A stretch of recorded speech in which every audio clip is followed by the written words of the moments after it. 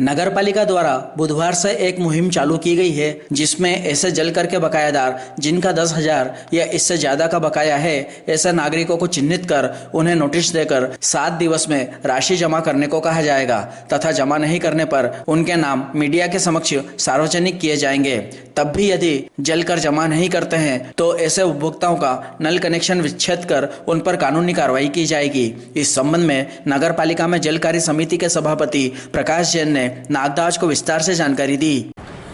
नगर पालिका नागदा ने आज से एक मुहिम की शुरुआत हम करने जा रहे हैं अभी जल्दी।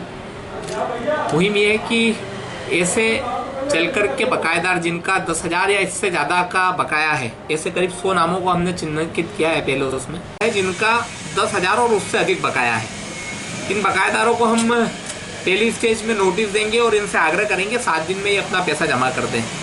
इसके बाद दूसरी स्टेज में हम ऐसे बकायेदारों के नाम मीडिया के सामने सार्वजनिक करेंगे और उनके नामों की सूची हम सूचना पटल पर भी चस्पा करेंगे।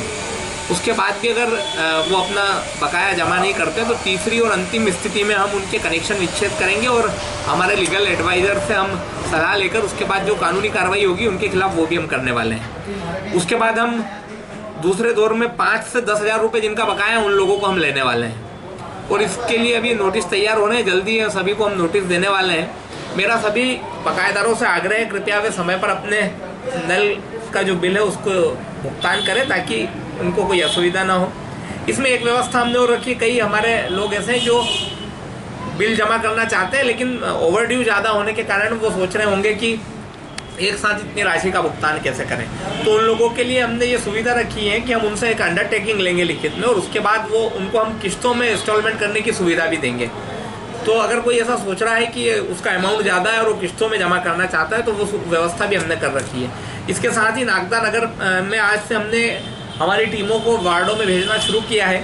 ये टीमें प्रत्येक घर में प्रत्येक वार्ड में पहुँचकर और उस घर के नल कनेक्शन का फिजिकल वेरिफिकेशन करेगी। उससे 2-3 चीज़ें हमारे सामने आएंगी। एक तो हमको ये पता चलेगा कि हमारे शहर में अवैध कनेक्शन कितने हैं और उस अवैध कनेक्शनों का डाटा इकट्ठा करने के बाद उन पर हम कार्रवाई का काम करेंगे। इसके अलावा हम ये जानकारी जुटाने का भी काम करेंगे कि कहाँ पर प्रेशर की मारामारी है। उस सर्वे में हमको ये जानकारी भी मिलेगी। उसके बाद चूँकि अभी हमने 31 दिसंबर तक का टारगेट लिया है, टास्क लिया है, हमारा विज़न है कि हम 31 दिसंबर तक नल जल से जुड़ी सारी व्यवस्थाओं को दुरुस्त कर देंगे। तो ये 2 अभियान हमने आज से शुरू किए और जो मोटे तौर पे हमने जो चीज़ों को शामिल किया है व्यवस्था सुधारने के लिए, वो सबसे पहले हम एक हमारे फिल्टर प्लांट पर एक ट्रांसफार्मर लगाने वाले हैं जिससे वोल्टेज सुधरे। नंबर 2 हम एक पंप हाउस बनाएंगे जिससे एक एडिशनल पंप हाउस हमारे पास हो और 150-50 की 2 मोटरें हम चला सकें।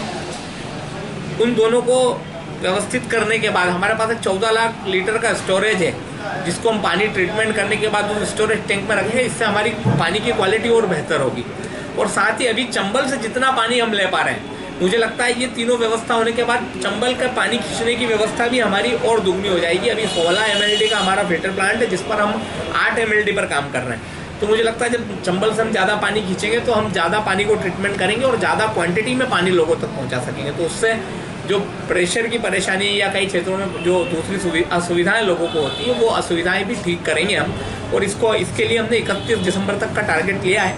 31 दिसंबर तक हम इन सारे कामों को करने वाले हैं। प्रकाश जी, वर्तमान में देखा जा रहा है कि कई जगह पर पानी का अपव्यय हो रहा है, लोगों द्वारा सड़कों को धोया जाता है पानी से और उसके बाद कई जगह नगर पालिका ने टोटी तो लगाने का प्रयास किया लेकिन वहाँ वापिस अभी भी टोटी नहीं है और वहाँ पर पानी बह रहा है। आपने अच्छा प्रश्न किया। मैं एक विषय इसमें मिस कर रहा था लेकिन आपके प्रश्न से मुझे याद आ गया। हम जन आंदोलन से जल आंदोलन एक अभियान चलाने वाले हैं हमारी यशस्वी नगर पालिका अध्यक्ष श्रीमती संतोष ओपी गहलोती के मार्गदर्शन में। और उस अभियान में हम शहर की सारी सामाजिक, धार्मिक, राजनीतिक और शैक्षणिक संस्थाओं को जोड़ेंगे और उनके साथ एक महाअभियान हम चलाएंगे। हमारा उसमें अलग अलग चरणों में कार्यक्रम चलने वाले हैं, वो बहुत लंबा है, मैं आपको कभी उसके बारे में डिटेल में बताऊंगा। लेकिन मोटे तौर पे ये है कि लोगों के सहयोग से हम इस अपव्यय को रोकने का काम करेंगे। हम संस्थाओं को एक वार्ड, एक गली, एक क्षेत्र बोध देंगे और जो संस्थाएं इसमें बेहतर काम करने में हमारा सहयोग करेंगी उन सब संस्थाओं का हम 26 जनवरी और 15 अगस्त को सम्मान भी करने वाले हैं। इस तरह की कार्य योजना इसकी विस्तार से भी बनाना बाकी है। ये मोटा प्लान है जो मैंने आपको बताया। तो पानी के अपव्यय को भी हम रोकेंगे।